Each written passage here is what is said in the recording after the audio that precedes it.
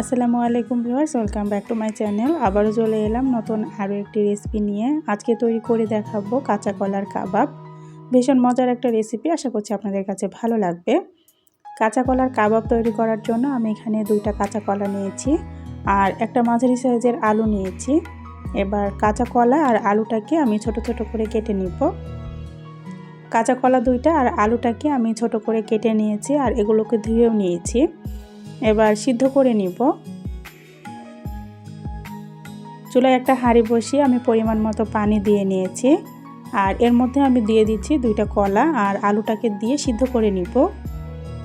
এভাবে ছোট ছোট করে কেটে দিলে খুব তাড়াতাড়ি সিদ্ধ হয়ে যাবে। আর এই তো দেখতে পাচ্ছেন কলাটা সিদ্ধ করা হয়ে গেছে। এবার চুলাটা বন্ধ করে এগুলোকে নামিয়ে নিব। কাঁচা কলার কাবাবটা বানিয়ে যদি কাউকে খাওয়ান, কেউ খেয়ে বুঝতে পারবে না এটা মাংস ছাড়া বানানো হয়েছে, এতটা মজার হয় খেতে। কলা আর আলুটা আমি ছিলে পরিষ্কার করে নিয়েছি। এবার একটা গ্লাসের সাহায্যে এগুলোকে ভালো করে ম্যাশ করে নিব। অনেক সময় বাচ্চারা সবজি খেতে চায় না, এভাবে যদি কাঁচা কলার কাবাবটা তৈরি করে দেন তাহলে বাচ্চারা মজা করে খাবে আর সবজিটাও খাওয়া হয়ে যাবে। খুব ভালো করে ম্যাশ করে নিতে হবে, এর ভেতরে যেন কোনো রকম দানা দানা না থাকে। আর এই তো দেখতে পাচ্ছেন ঠিক এইভাবে ম্যাশ করে নিতে হবে। এবার এর মধ্যে দিয়ে দিব পেঁয়াজ কুচি আর ধনিয়া পাতা কুচি। এরপরে দিয়ে দিব আদা রসুন বাটা, হলুদের গুঁড়া, শুকনো মরিচ গুঁড়া, জিরা গুঁড়া। এরপরে দিয়ে দিচ্ছি গরম মশলা গুঁড়া। এরপরে দিয়ে দিব 2 টেবিল চামচ বেসন আর পরিমাণ মতো লবণ দিয়ে এগুলোকে হাত দিয়ে ভালো করে মেখে নিব।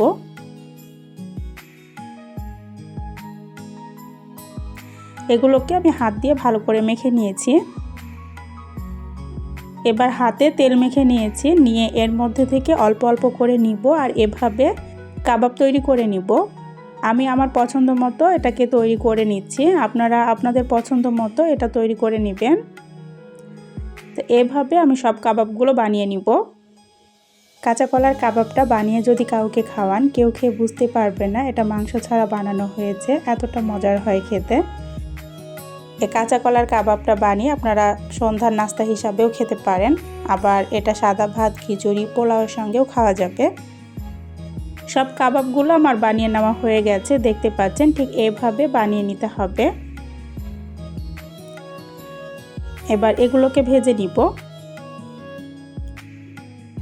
চুলায় কড়াই দিয়ে আমি পরিমাণ মতো তেল দিয়ে নিয়েছি আর তেলটাকে হালকা গরম করে নিয়ে তারপরে কাবাবগুলো ভেজে নিব। তেলটাকে খুব বেশি গরম করা যাবে না। আর কাবাবগুলো দিয়ে তারপরে মাঝারি আঁচে এগুলোকে ভেজে নিতে হবে। হাই হিটে কাবাবগুলো ভাজা যাবে না, এতে করে উপর থেকে পুড়ে যাবে আর ভিতরে কাঁচা থাকবে। এক পাশ ভাজা হয়ে গেলে এগুলোকে উল্টিয়ে দিব আর দেখতে পাচ্ছেন ঠিক এইভাবে লাল করে ভেজে নিতে হবে। কাবাবগুলোকে আমি এপাশ ওপাশ উল্টিয়ে পাল্টিয়ে লাল করে ভেজে নিব। এগুলো ভাজা হয়ে গেছে, উঠিয়ে নিব। আর বাকি যে কাবাবগুলো আছে সেগুলোকেও আমি একইভাবে ভেজে নিব। এভাবে কাঁচা কলার কাবাবটা তৈরি করে আপনারা সাদা ভাত, খিচুড়ি, পোলাওয়ের সঙ্গেও খেতে পারবেন। অনেক সময় বাচ্চারা সবজি খেতে চায় না, এভাবে কাঁচা কলা দিয়ে কাবাবটা তৈরি করে দিবেন, বাচ্চারা মজা করে খাবে আর সবজিটাও খাওয়া হয়ে যাবে। বাকি যে কাবাবগুলো আছে ওগুলোকেও আমি একইভাবে ভেজে নিব। কাঁচা কলার কাবাবটা আপনারা সাদা ভাত, খিচুড়ি, পোলাওয়ের সঙ্গেও খেতে পারবেন, অসম্ভব মজার হয় খেতে। এভাবে একবার ট্রাই করে দেখতে পারেন। এভাবে একবার কাঁচা কলার কাবাবটা বানিয়ে দেখবেন, অনেক বেশি মজা হয় খেতে। আশা করছি আমার আজকের এই সহজ রেসিপিটা আপনাদের কাছে ভালো লেগেছে। আর রেসিপিটা যদি ভালো লেগে থাকে প্লিজ একটা লাইক দিয়ে চ্যানেলটা সাবস্ক্রাইব করে রাখবেন। আজ এ পর্যন্তই, সবাইকে আল্লাহ হাফেজ।